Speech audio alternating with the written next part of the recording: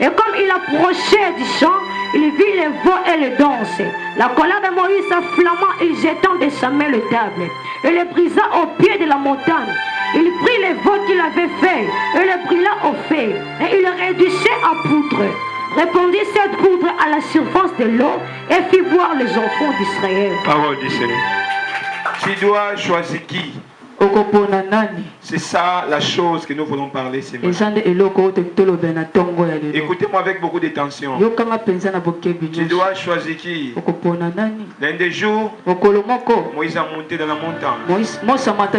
C'était pour aller prier. Mais il a traîné.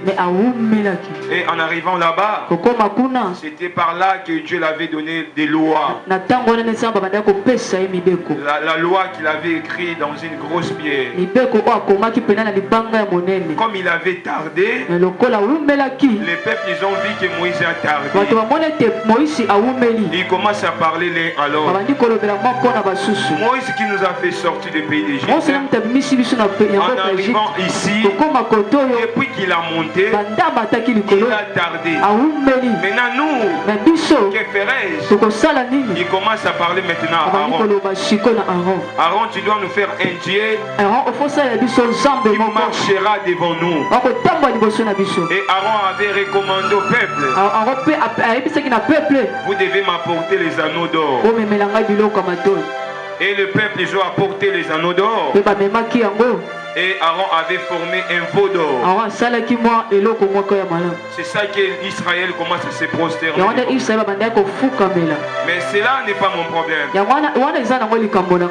Dieu a vu cela, il a dit à Moïse de descendre vite. Parce que le peuple a été déjà corrompu. Lorsque Moïse est descendu avec sa forte colère, il a fait casser la grosse pierre qu'il avait dans ses mains. Le peuple commençait à parler. Nous ne savons pas ce qu'il est devenu là-bas. Depuis qu'il a monté, il nous a rien resté. Aucune personne devant nous. Là c'est pour Moïse. Tu dois remarquer, Moïse a monté dans la montagne. Il a laissé aucune chose pour Israël. Mais j'ai vu quelqu'un dans la Bible. Quand il a fini sa mission sur la terre, quand il a monté dans les cieux, il nous a dit ceci: je vous abandonnerai pas, mais je vous enverrai le Saint-Esprit qui sera votre consolateur. Par là j'ai compris une chose: si ton père est biologique t'a laissé aucune chose, mais notre Dieu te laissera l'héritage d'ici. Si ton père t'a rien donné, avant qu'il soit monté, avant qu'il soit parti, mais notre Dieu, il te laissera quelque chose. Moïse, quand il a monté, il n'a laissé aucune chose. Mais quand Jésus a monté, il a laissé le Saint-Esprit, qui est notre consolateur, qui est notre force. À travers le Saint-Esprit, nous devons vaincre partout. Jacob se tient dans la famille de Laban. Quand il s'arrive là-bas, la Bible me dit, la femme que Jacob avait préférée, c'était la petite sœur. Mais aux temps anciens, il faut que la grande sœur doit aller au mariage avant celui-ci. Mais lorsque Jacob est arrivé, la Bible dit qu'il a travaillé pendant 7 ans. Amen. Pendant 7 jours. Quand il a travaillé, on l'a présenté sa petite sœur à la place de sa grande sœur. Mais sa petite sœur, ce n'était pas la femme que Jacob avait choisie. Mais on l'a présenté sa petite sœur. Après, dans la suite des temps, jusqu'à ce qu'il avait pris celle qu'il avait choisie. Quand on parle de Laban, Laban c'est le représentant de ce matin. C'est l'image de Dieu. Tu vois, quand on se tient devant Dieu, quand on commence à servir Dieu, il y a des choses que nous préférons. Mais avant que Dieu nous donne ce que nous préférons, il commence à nous donner d'abord ce que lui préfère. Jacob a préféré Rachel. Elle me l'a donné Léa.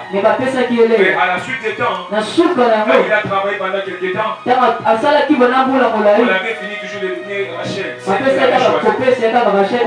C'est pour nous dire quoi? Quand nous sommes devant Dieu, nous sommes de la vie chrétienne. Tu sers Dieu. Il y a des choses que tu préfères. Il y a des choses que tu préfères. Avant que Dieu te donne la promesse, il te fera passer d'abord dans les chemins que tu ne préfères pas. Au commencement, Dieu a créé les cieux et la terre. La terre était informe et vide. Mais l'Esprit de Dieu s'est mouvé au-dessus des eaux. Or, Jésus était descendu déjà tant qu'un esprit. Il a porté tout simplement la chair. En descendant ici sur la terre, il a descendu avec comme un esprit. Mais pour que le monde le connaisse, il fallait qu'il puisse entrer dans le ventre de Marie.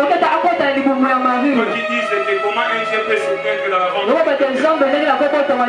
Donc il était déjà avant que Marie soit. Il était descendu avant que Marie soit grosse. Mais pour que nous puissions les connaître, tu dois entrer dans son ventre. C'est pour ça que quand tu attends Dieu, il passera où? Laisse-moi te dire ce matin, il est déjà là dans ta vie. Quand c'est le mariage. Quand est-ce que Dieu me bénira? La bénédiction est déjà là. Il était déjà descendu. Le monde ne connaissait pas. Mais il fallait qu'il porte la chair. Il fallait qu'il s'approche de nous. Tout le monde le connaisse. Ton Dieu est déjà dans ton problème. Ton Dieu est déjà dans ton problème. Ton Dieu est déjà dans tes combats. Ton Dieu est déjà dans tes circonstances. Là où il y a la malédiction, ton Dieu est là. Là où il y a des complications, ton Dieu est là. Là où il y a des tempêtes, ton Dieu est là. Il est descendu. Aucune personne connaissait qu'il est là. Mais pour la manifestation, les gens commencent à voir qu'il est un Dieu qui opère. Quand il avait descendu, aucune personne avait vu que Jésus est descendu. Mais quand il commence à opérer, tout le monde voit que c'est Jésus qui opère. Lorsque ton Dieu est déjà là, la famille ne pourrait jamais le reconnaître.